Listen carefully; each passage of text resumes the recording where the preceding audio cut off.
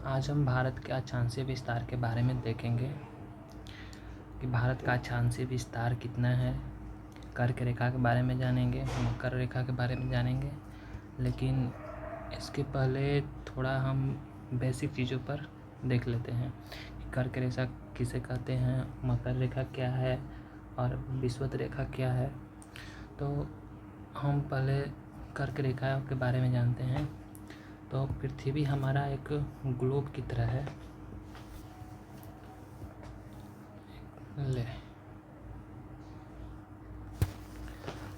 हम ग्लोब पर देखेंगे पहले कि कर्क रेखा कहाँ पर होता है, मकर रेखा कैसे है।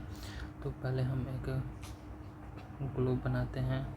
एक सेकंड, थोड़ा अच्छा बन जाए।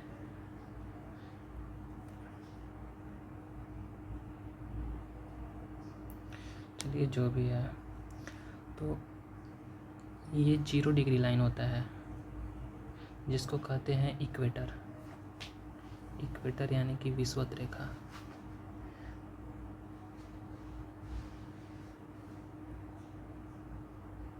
विषुवत रेखा और जस्ट इसके ऊपर 23.5 डिग्री का लाइन होता है जिसको कहते हैं कर्क रेखा।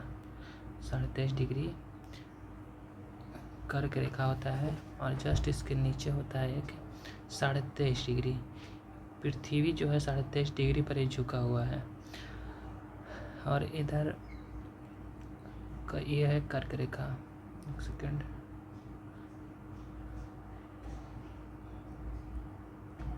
और नीचे है मकर रेखा।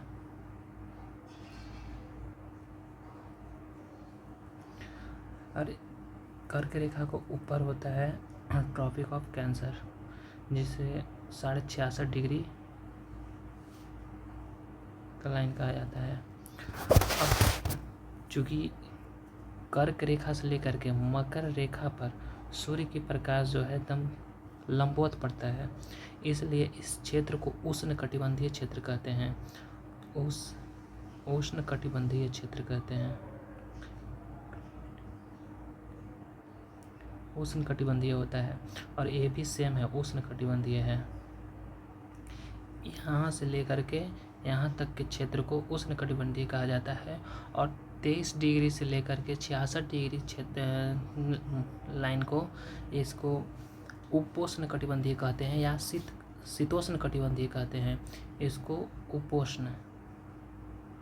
उपोष्ण कटिबंधीय या इधर लिख देते हैं या शीतोष्ण कटिबंधीय। शीतोष्ण कटिबंधीय लिखा नहीं पा रहा हूँ मैं अच्छा से यार। कटिबंधीय, अरे यार, शीत कटिबंधीय, शीतोष्ण लिखना है तो खाली कटिबंधीय लिख रहा हूँ। शीतोष्ण कजी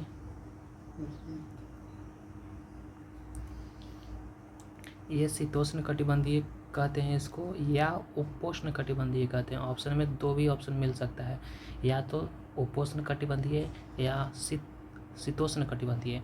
आपको दे देगा कि 23.5 डिग्री से ऊपर यानी 66 डिग्री के नीचे जो भी देश स्थित हैं वो किस कटिबंध में आते हैं बोल, और ऑप्शन दे देगा उष्ण कटिबंधीय, उपोष्ण कटिबंधीय या शीत कटिबंधीय या शीतोष्ण कटिबंधीय। देखिए, एक होता है शीतोष्ण कटिबंधीय और एक होता है शीत कटिबंध। मतलब यहाँ का क्षेत्र जो है 66 डिग्री से लेके यहाँ ध्रुव होता है, ध्रुव पर होता है 90 डिग्री का, तो इसको कहते हैं शीत कटिबंधीय। और ये है शीतोष्ण, जहाँ पर गर्मी और ठंडा दोनों होता है। और यह है उष्ण, यहाँ अधिकतर मात्रा में गर्मी होता है। यहाँ का जलवायु गर्मी के दिनों में शुष्क और वर्षा के दिनों में आर्द्र होता है। और अब देख लिए अब कि कर्क रेखा ये है, चूँकि अब भारत की अवस्थिति जो है कर्क रेखा पर है। कर्क रेखा से भारत गुजरता है। भारत यहाँ है ऐसे फैला हुआ। अब भारत विषुवत रेखा से नहीं, कर्क रेखा से गुजरता है इसलिए हम कहते हैं कि भारत जो है उत्तरी गोलार्ध और पूर्वी देशांतर में स्थित है। भारत उत्तरी गोलार्ध और पूर्वी देशांतर में स्थित है।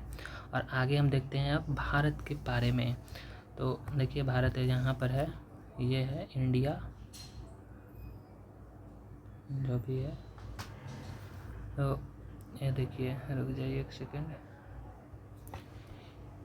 ये होता है नॉर्थ साइड, ये हो गया साउथ, और ये हो गया ईस्ट, और ये है वेस्ट। और यहाँ बीच बीच जो ये गुजरा है ये है विषुवत रेखा। विषुवत रेखा जो है भारत से होकर के नहीं गुजरता है, जबकि अफ्रीका महादेश से होकर के गुजरता है। अफ्रीका महादेश में कौन कौन देश से गुजरता है तो यहाँ पर दिख नहीं रहा है अभी, लेकिन युगांडा दिख रहा है, तंजानिया से गुजरता है और कांगो से गुजरता है। अब यह 0 डिग्री जो भारत से नहीं गुजरता है। और जस्ट इसके ऊपर होगा एक कर्क रेखा, 0 डिग्री से 23.5 डिग्री वाला रेखा जो है कर्क रेखा है। ये भारत के गुजरात राज्य से होते हुए त्रिपुरा तक गुजरता है और आगे। अब और कर्क रेखा पर सूर्य के प्रकाश जो है लंबवत पड़ता है, इसलिए भारत के इन क्षेत्रों में ज़्यादा गर्मी पाई जाती है, जबकि अपेक्षाकृत उत्तरी भागों में ठंडा हल्का रहता है। और यहाँ तो बिहार को डिनोट नहीं कर सकते हैं, बिहार के बारे में आगे बताएंगे। और ये है GMT। अब देखते हैं भारत का अक्षांशीय विस्तार, ठीक ना। देखिए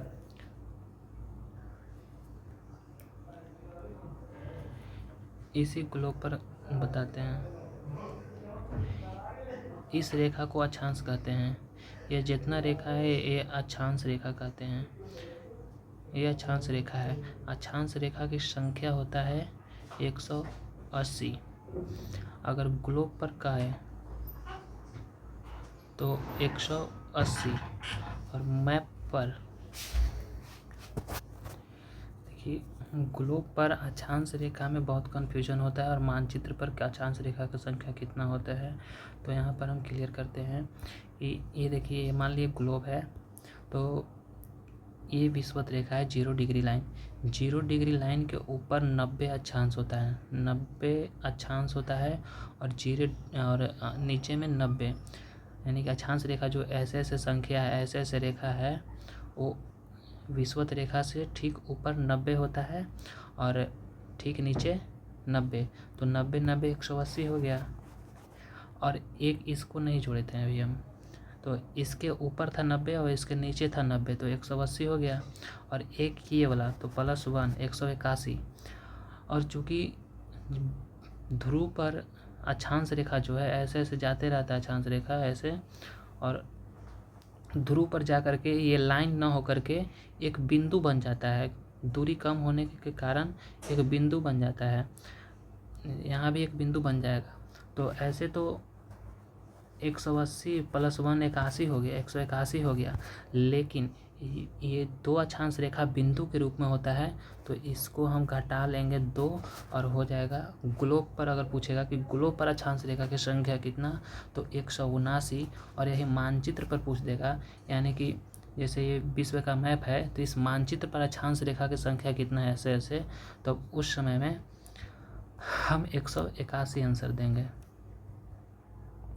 ठीक, अब देखते हैं अक्षांश रेखा के बारे में बता दिया कि अक्षांश ये है, और ठीक इसके जो है ये देशांतर रेखा कहते हैं। ये है 0 डिग्री वाला, और ये सब है देशांतर रेखा। और इसमें भी होता है 180 डिग्री, 180 इधर और 180 इधर, टोटल 360 होता है। जिसमें से देखिए यहाँ अक्षांश रेखा जो था, अक्षांश रेखा कहते हैं, लेकिन वास्तव में एक अक्षांश रेखा नहीं होता है, बल्कि यह एक वृत्त होता है, एक वृत्त होता है। अक्षांश रेखा केवल ऐसे नहीं है। अक्षांश रेखा चूँकि हम ग्लोब पर पृथ्वी के एक साइड को ही देख पाते हैं, इसलिए हमको एक रेखा दिखाई देता है, लेकिन अक्षांश रेखा वास्तव में ऐसे है, जो पृथ्वी क्योंकि हम पृथ्वी की एक साइड को ही देख पाते हैं, इसलिए हमें एक रेखा दिखाई पड़ता है, दूसरा भाग नहीं दिखाई पड़ता है।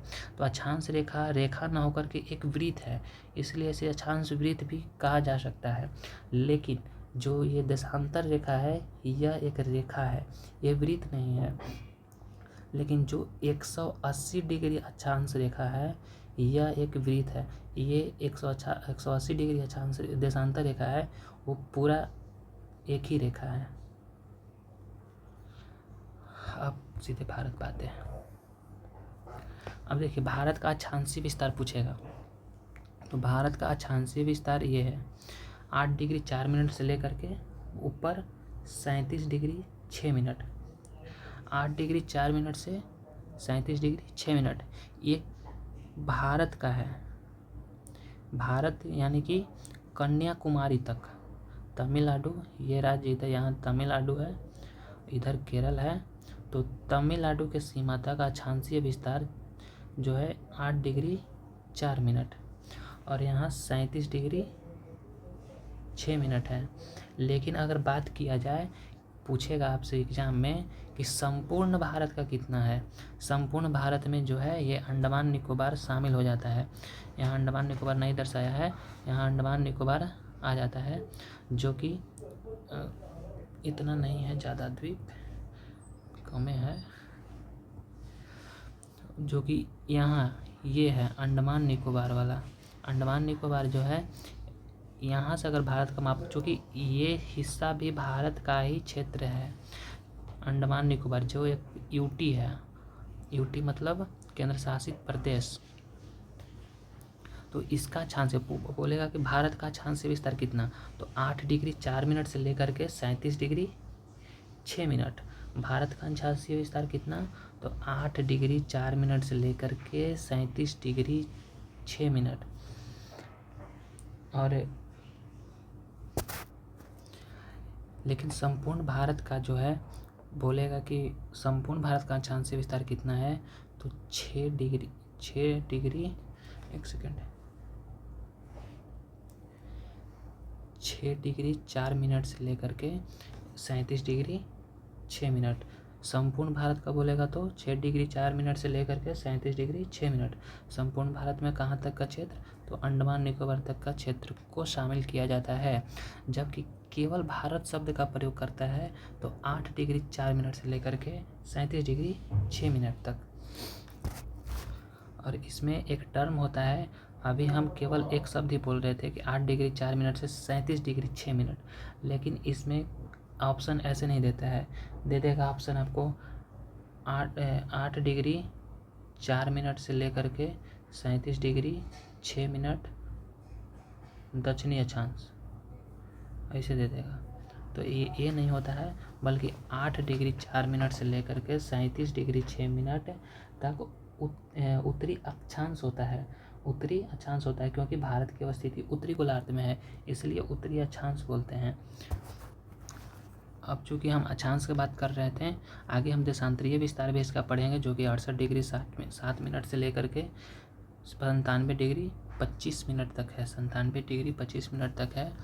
तो पहले हम अक्षांश रेखा की बात किए हैं, तो अक्षांश रेखा जो कि एक कर्क रेखा है, कर्क रेखा भी एक अक्षांश रेखा ही होता है, जो कि यहाँ पर है भारत के गुजरात राज्य से होते हुए गुजरात, राजस्थान, मध्य प्रदेश, छत्तीसगढ़, झारखंड, मिजोरम, त्रिपुरा इत्यादि राज्यों से होकर 8 राज्यों से होकर के गुजरता है।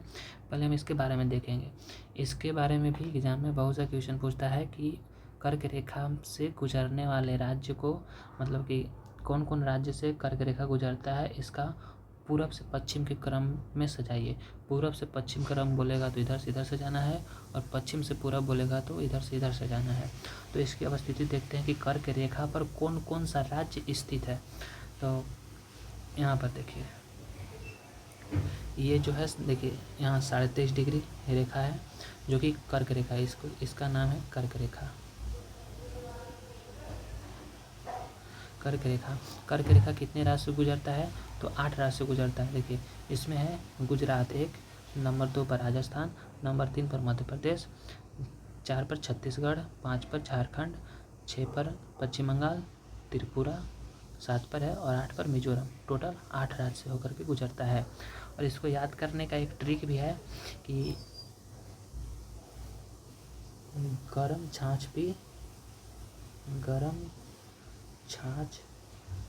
पी तृप्ति मिलेगी, तृप्ति मिलेगी। देखिए, गप से गुजरात, र से राजस्थान, म से मध्य प्रदेश, म से मध्य प्रदेश, छ से छत्तीसगढ़, एक और छ है जिसको लिखेंगे झारखंड, ती से त्रिपुरा, और मी से मिजोरम। देखिए 8 राज्य हो गया, 1 2 3 4 5 6 7, एक छूट गया, तृप्ति पश्चिम बंगाल, ये प से पश्चिम बंगाल छूटा, पश्चिम बंगाल। तो ये क्रम जो हम लिखे हैं, ये ट्रिक जो है पूर्व से पश्चिम की ओर, पश्चिम से पूर्व की ओर है। देखिए गुजरात राज्य सबसे पश्चिम है, जो कि भारत का इस साइड में होता है वेस्ट, इधर है ईस्ट, नॉर्थ और साउथ। तो पश्चिम से पूर्व की ओर ये ट्रिक है, गरम छाछ भी तृप्ति मिलेगी। इससे 8 राज्य जो है कर्क रेखा से गुजरता है। और क्वेश्चन पूछेगा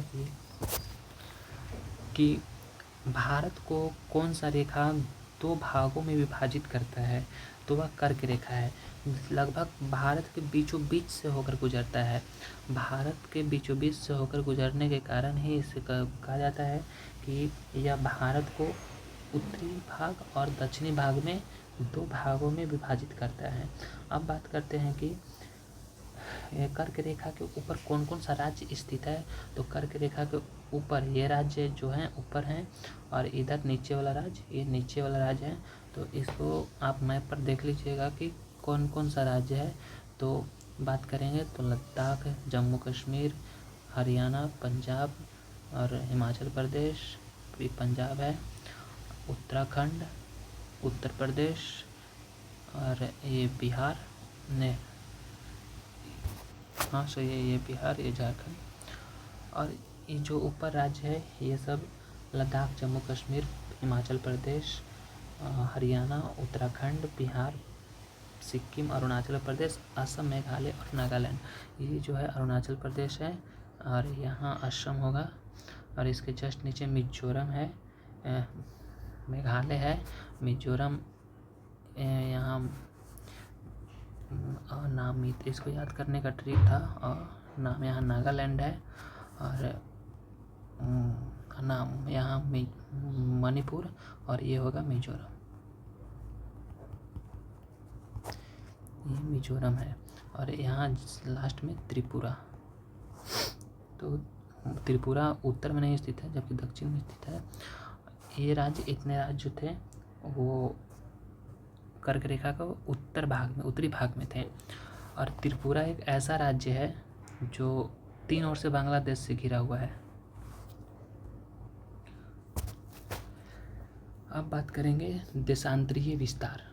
देशांतरीय विस्तार क्या होता है, अक्षांशीय विस्तार तो समझ में आ गया होगा। अब बात करते हैं देशांतरीय विस्तार कि देशांतरीय विस्तार क्या है।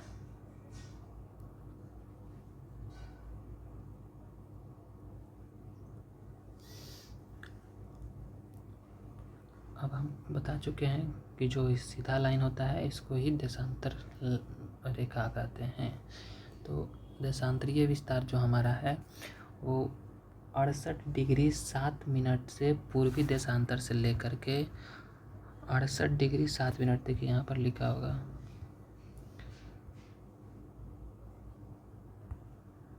पूर्वी देशांतर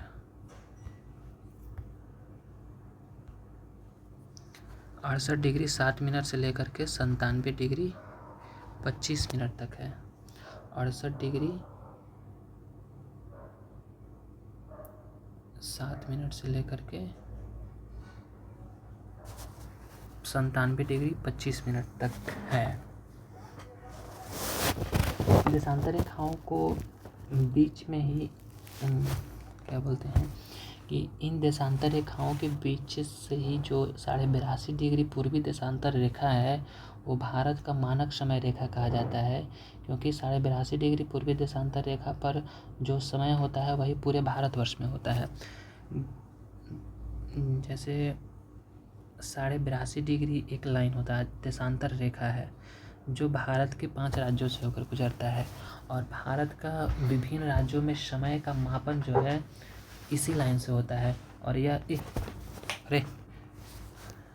भारत जो है राज्य क्या बोल रहे थे हम, जो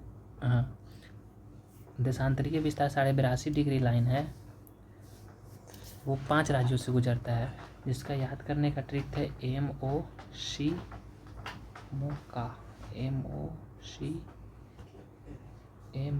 मोका का स्पेलिंग क्या होता है रे भाई?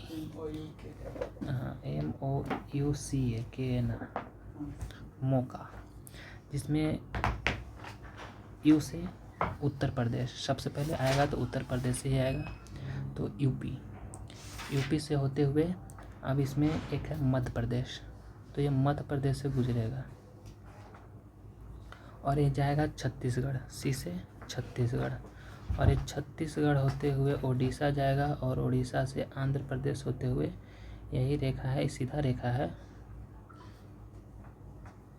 हम टेढ़ा पा रहे हैं लेकिन ये सीधा रेखा है मैप पर। 82.5 डिग्री जो है ये 5 राज्यों से होकर गुजरता है, तो ये भी क्वेश्चन पूछा हुआ है। इस 82.5 डिग्री रेखा देशांतर रेखा जो है भारत के किन किन राज्यों से होकर गुजरती है, तो आपको बताना है कि उत्तर प्रदेश, छत्तीसगढ़, उड़ीसा और आंध्र प्रदेश। कोई छोटा लगता है। उत्तर प्रदेश, मध्य प्रदेश, छत्तीसगढ़ और उड़ीसा और आंध्र प्रदेश। क्रम भी पूछा है कि नॉर्थ से साउथ, तो बताना है क्रम से कौन कौन, तो उत्तर प्रदेश, मध्य प्रदेश थोड़ा सा आया है, जितना हम किए हैं इसी के आसपास में, तो ये मध्य प्रदेश का सीमा यहाँ तक है, ये अभी उत्तर प्रदेश है, इधर झारखंड है, इधर बिहार है, और ये छत्तीसगढ़ है, और जस्ट छत्तीसगढ़ के नीचे उड़ीसा है, और उड़ीसा के नीचे आंध्र प्रदेश, ये है आंध्र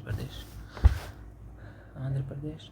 इन 5 राज्यों से होकर ही देशांतर रेखा गुजरता है। और बात किया जाए, अब ये रेखा जो है 82.5 डिग्री एक गुजरा तो एक रेखा को काट दिया, तो यह है कर्क रेखा। कर्क रेखा को ये प्रतिच्छेद कर दिया, तो ये जहाँ प्रतिच्छेद कौन सा राज्य, तो देखिए ये भारत के 2 राज्यों को प्रतिच्छेद कर देता है। जैसे यहाँ पर देखिए ये मध्य प्रदेश यहाँ है और छत्तीसगढ़ यहाँ है, तो ये मध्य प्रदेश और छत्तीसगढ़ 2 राज्यों में देखिए कर्क रेखा जो है यहाँ ये छत्तीसगढ़ में भी है, तो ये जो लाइन आता है मध्य प्रदेश में तो आया, मध्य प्रदेश में आते आते ये दोनों को काटता है, यहाँ से लाइन नहीं आएगा, गलत कर रहे हैं, ये लाइन यहाँ से आएगा, गड़बड़ हो जा रहा है, अरे यहाँ पर काटेगा, लेकिन दोनों राज्य से काटता है, मध्य प्रदेश और छत्तीसगढ़, तो बोलेगा कि 82.5 डिग्री देशांतर रेखा, पूर्वी देशांतर रेखा, और 23.5 डिग्री उत्तरी अक्षांश रेखा, यानी जो कि कर्क रेखा कहते हैं, और इसे 82.5 डिग्री देशांतर रेखा ही कहा जाता है। दोनों एक दूसरे को किस राज्य में प्रतिच्छेद करते हैं, तो वह भारत का 2 राज्य है, कौन कौन, तो मध्य प्रदेश और छत्तीसगढ़, जिससे होकर कर्क रेखा और भारतीय मानक समय रेखा दोनों गुजरती है। बोलना है कि गुजरती है केवल 2 राज्य से, छत्तीसगढ़ और मध्य प्रदेश से, लेकिन प्रतिच्छेद करती है केवल छत्तीसगढ़, और गुजरती है कर्क रेखा और मानक रेखा दोहराए से मध्य प्रदेश और छत्तीसगढ़ से। भारत का मानक समय जो है GMT, जो 0 डिग्री विश्व में है, 0 डिग्री अक्षांश रेखा देशांतर रेखा, ये वाला, ये GMT से, जो कि भारत पूर्व में है, ईस्ट में है, भारत यहाँ पर है, तो इधर से इधर ईस्ट हुआ, तो ईस्ट में समय बढ़ता है। तो ये GMT 0 डिग्री अक्षांश रेखा से जो समय है वो भारत का समय, यहाँ जितना टाइम हो रहा होगा उससे भारत का समय 5.5 घंटा आगे होगा।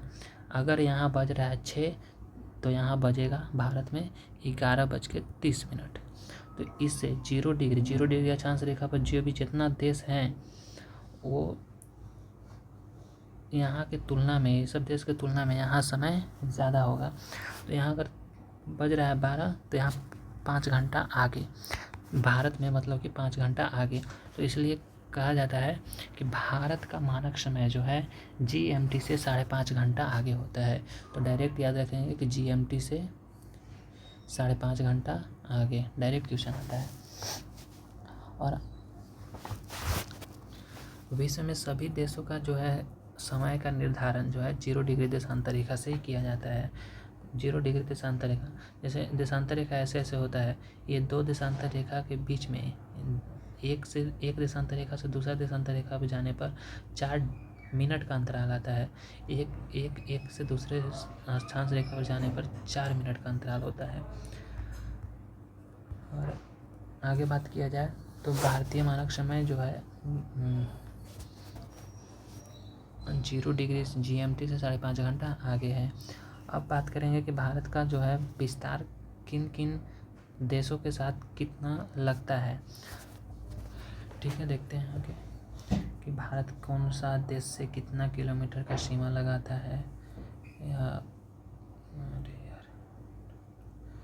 कौन सा और कितने देशों से सीमा लगाता है। भारत, पाकिस्तान, अफगानिस्तान, भारत में भारतीय की सीमा लगा रहा हूँ। देखिए, ये भारत के इस साइड में पाकिस्तान है, इधर पाकिस्तान है, और जस्ट इसके ऊपर से अफगानिस्तान है। पहले जो है भारत का विस्तार कहाँ तक था? स्वतंत्रता के पहले भारत का विस्तार यहाँ तक था। चंद्रगुप्त मौर्य के साम्राज्य में ही भारत का विस्तार यहाँ तक था, लेकिन भारत विभाजन अधिनियम 1947 के तहत माउंटबेटन योजना जो है भारत को विभाजित कर दिया, और यहाँ से पंजाब के सिंध प्रांत और महाराष्ट्र को गुजरात से सब अलग कर दिया। और भारत अब इन्हीं सीमा के अंतर्गत में है। इसके जस्ट ऊपर पाकिस्तान और पाकिस्तान के ऊपर अफगानिस्तान। तो पाकिस्तान जो है भारत के साथ सीमा कितना लगाता है? बनाता है 3323 किलोमीटर। और देखिए, ये चूँकि राजस्थान तक सीमा बनाता है, और राजस्थान यहाँ इधर है, लेकिन इसके जस्ट ऊपर देश है वो अफगानिस्तान है।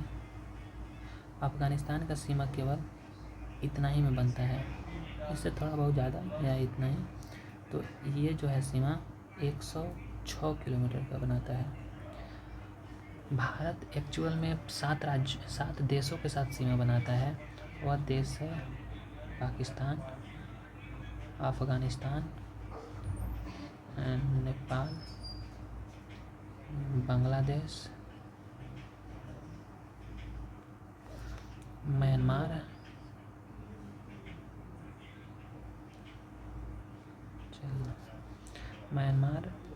और कितना हुआ? 1 2 3 4 5। अफगानिस्तान तो हो गया, नेपाल, बांग्लादेश, म्यांमार और चीन और भूटान। 1 2 3 4 5 6 7 हो गया। इन 7 देशों के साथ ही सीमा लगाता है, और स्थलीय सीमा इन सब से लगाता है, लेकिन इनमें से कुछ राज्य हैं जिनके साथ स्थलीय और जलीय सीमा भी लगाता है। जो स्थलीय मतलब केवल स्थल से, मतलब लैंड से, जिसमें समुद्री रास्ता ना हो, और जलीय सीमा बात किया जाए तो जलीय सीमा में जिसमें जल से सीमा लगता हो। और भारत का तीन ऐसा देश है भारत के साथ जो कि जलीय और स्थलीय सीमा दोनों लगाते हैं। आगे बात करेंगे, अभी देखते हैं कौन सा देश कितना किलोमीटर की सीमा लगाता है। अब यहाँ पाकिस्तान था और जस्ट इसके ऊपर लद्दाख से लेकर के उत्तराखंड तक चीन का विस्तार है। यहाँ चीन है और चीन भारत के साथ 3488 किलोमीटर का सीमा लगाता है, 3488 किलोमीटर। और ये चीन है। चीन भारत के साथ 3 जगह सीमा लगाता है। कहाँ कहाँ? तो यहाँ के बाद नीचे देखिए, यहाँ नेपाल देश है, ये नेपाल देश है। चीन का सीमा यहाँ ख़त्म हो जाता है और फिर स्टार्ट होता है कहाँ? तो यहाँ ये राज्य सिक्किम है। ये जो अंगूठा जैसा दिख रहा है ये राज्य सिक्किम है। और ये यहाँ पर अब जो है चीन देखिए यहाँ पर सीमा बनाता है भारत के साथ। ये सिक्किम जो है भारत का हिस्सा है, दूसरा देश मत समझ लीजिएगा। और यहाँ पर भूटान देश है, फिर भूटान देश के साथ यहाँ सीमा, मतलब ये भारत का हिस्सा नहीं है। चीन भूटान के साथ सीमा बनाता है लेकिन ये भारत का हिस्सा नहीं है, तो भारत को नहीं कहेंगे। ये भारत बनाता है सिक्किम के साथ। और फिर यहाँ के बाद अरुणाचल प्रदेश है, तो अरुणाचल प्रदेश के बाद अरुणाचल प्रदेश से सीमा बनाता है चीन। तो देखिए चीन एक बार यहाँ तक सीमा बनाया, लद्दाख से लेकर के उत्तराखंड तक। और फिर अब लगभग चीन के बारे में हो गया है। 3488 किलोमीटर की सीमा बनाता है और पाकिस्तान के साथ, पाकिस्तान भारत के साथ कितना बनाता है? तो 3323 किलोमीटर का। आगे बात किया जाए तो किसके साथ बताया? अफगानिस्तान तो 106 किलोमीटर का है, उसके साथ कुछ नहीं है। अब नेपाल की बात किया जाए तो इसका है 1751 किलोमीटर का सीमा बनाता है। और म्यांमार लगभग 1643 किलोमीटर। याद रखना है, ये सब ऐसे नहीं लिख रहे हैं हम। 1751 1643 ये म्यांमार देश है। म्यांमार 1643। म्यांमार को भारत शासन अधिनियम 1935 से 36 में, शायद 36 में अलग देश बना दिया गया था। 1936 में भारत शासन अधिनियम में भी पहले ब्रिटिश का गुलाम था। तो भारत में एक आया था एक्ट, भारत शासन अधिनियम 1935, इंडियन ब्रिटिश गवर्नमेंट एक्ट आया था 1935 के साथ। 36 में इसको एक स्वतंत्र देश बना दिया गया था। और म्यांमार, भूटान का नहीं ना है, हाँ भूटान का जो है 699 किलोमीटर होगा, 699 किलोमीटर बनाता है सीमा। अब पूछ लेगा कि भूटान जो है कितने राज्यों से, भूटान देश जो है कितने भारतीय राज्यों के साथ सीमा बनाता है? तो देखिए यहाँ अरुणाचल प्रदेश है, तो इसका सीमा जो है अरुणाचल प्रदेश से भी लगता है। तो एक राज्य अरुणाचल प्रदेश हो गया। दूसरा ये सिक्किम है, तो ये चूँकि देखिए यहाँ पर सटा हुआ है सिक्किम से, तो दूसरा राज्य ये हो गया। और इसके नीचे है असम, ये है असम, तो असम तीसरा राज्य हो गया। और नीचे से एक पश्चिम बंगाल के साथ ये बांग्लादेश के बगल में ही है पश्चिम बंगाल, तो पश्चिम बंगाल भी इसके साथ सीमा लगाता है। तो टोटली 4 राज्यों के साथ सीमा लगाता है। कौन कौन? तो सिक्किम, पश्चिम बंगाल, असम और अरुणाचल प्रदेश। कौन कौन? तो सिक्किम, पश्चिम बंगाल, असम और अरुणाचल प्रदेश। सिक्किम, पश्चिम बंगाल, अरुणाचल प्रदेश और असम। उसी तरह से बात किया जाए कि यहाँ म्यांमार जो है कौन कौन सा राज्य के साथ सीमा लगाता है, कौन कौन सा राज्य के साथ? तो ये 5 राज्यों के साथ सीमा लगाता है। यहाँ से इसका क्षेत्र स्टार्ट है और त्रिपुरा तक लास्ट में ख़त्म हो जाता है। तो ये 7 सिस्टर इससे कहते हैं, जिसमें से इसका 5 राज्य जो है म्यांमार के साथ सीमा लगाता है। वो कौन कौन है? तो अरुणाचल प्रदेश, नागालैंड, मणिपुर, मिजोरम और त्रिपुरा। ये 5 राज्य म्यांमार से सीमा लगाते हैं। और नेपाल जो है, नेपाल कौन कौन राज्य से, मतलब कि राज्य से सीमा लगाता है? तो नेपाल के साथ उत्तर प्रदेश लगता है और उत्तराखंड। देखिए इसके नीचे पूरा ये उत्तर प्रदेश है, यहाँ बिहार जो भी, और यहाँ पर उत्तराखंड है। तो यह कौन कौन राज्य से सीमा लगाता है? ऐसे में नेपाल जो है 5 राज्यों के साथ सीमा लगाता है। तो फर्स्ट में उत्तराखंड, उत्तर प्रदेश, बिहार और ये जो है यहाँ से कटेगा, और पश्चिम बंगाल के साथ सीमा बनाएगा। और पश्चिम बंगाल जो है यही भूटान से भी सीमा लगाता है। तो ये पश्चिम बंगाल के साथ सीमा भी लगाएगा कौन? तो नेपाल। और देखिए इन नेपाल है और भारतीय राज्य है सिक्किम, तो सिक्किम के साथ भी कौन सीमा लगाएगा? तो नेपाल लगाएगा। ये टोटल कितना राज्य से सीमा लगाता है? तो 5 राज्यों से। कौन कौन? फिर से एक बार देखते हैं। तो यहाँ उत्तराखंड, उत्तर प्रदेश, बिहार, पश्चिम बंगाल और सिक्किम, 5 राज्य। 1 2 3 4 5 राज्य हो गया। 5 राज्यों के साथ सीमा लगाता है। यही भारत एक परिचय इसी को कहते हैं कि पूरा भारत के आसपास में जो भी चीज़ें हैं उसी के बारे में जाने, कौन सा देश के साथ कौन राज्य का सीमा लगता है और किस राज्य का राज्य से सीमा लगता है। अब देखिए पाकिस्तान जो है, पाकिस्तान भी सीमा लगाता है किन किन राज्यों से? तो पाकिस्तान का लगता है थोड़ा लद्दाख में भी लगता है, पंजाब में भी लगता है, इधर राजस्थान गुजरात के क्षेत्र तक लगता है सीमा पाकिस्तान का लगता है। और पाकिस्तान और भारत के बीच में एक रेखा खींचा गया है जिसे रेड क्लिफ लाइन कहते हैं। पाकिस्तान और भारत के बीच में कौन सी रेखा है? तो रेड क्लिफ है। रेड क्लिफ कब खींचा गया था लाइन?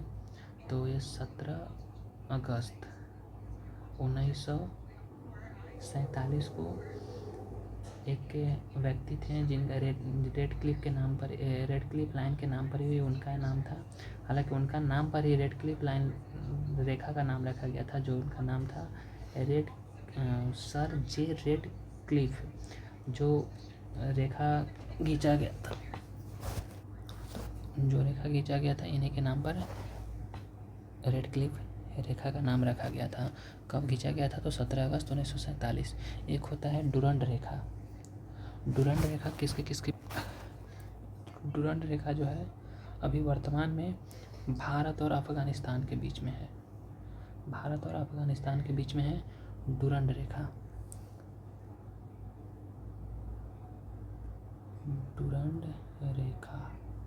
इसका कब खींचा गया था ये रेखा? तो लमसम 1893 या 94 होगा। अरे भाई 1893 या 94। और अब हम बोले थे कि लास्ट में बताएंगे कि भारत जो है किन किन देशों के साथ जलीय और स्थलीय सीमा लगाता है। अभी तक एक तो भी छूट ही रहा है, बांग्लादेश जो है भारत के साथ सबसे छोटी सीमा कौन लगाता है? तो अफगानिस्तान भारत के साथ 106 किलोमीटर का। लेकिन पूछेगा कि भारत के साथ सबसे बड़ी सीमा लगाने वाला राज्य, भारत के साथ सबसे बड़ी सीमा लगाने वाला देश, तो ये बांग्लादेश जो है भारत के साथ 4096 किलोमीटर का सीमा लगाता है। कि सबसे बड़ा 4096 किलोमीटर। चलिए आज के लिए इतना ही काफ़ी है।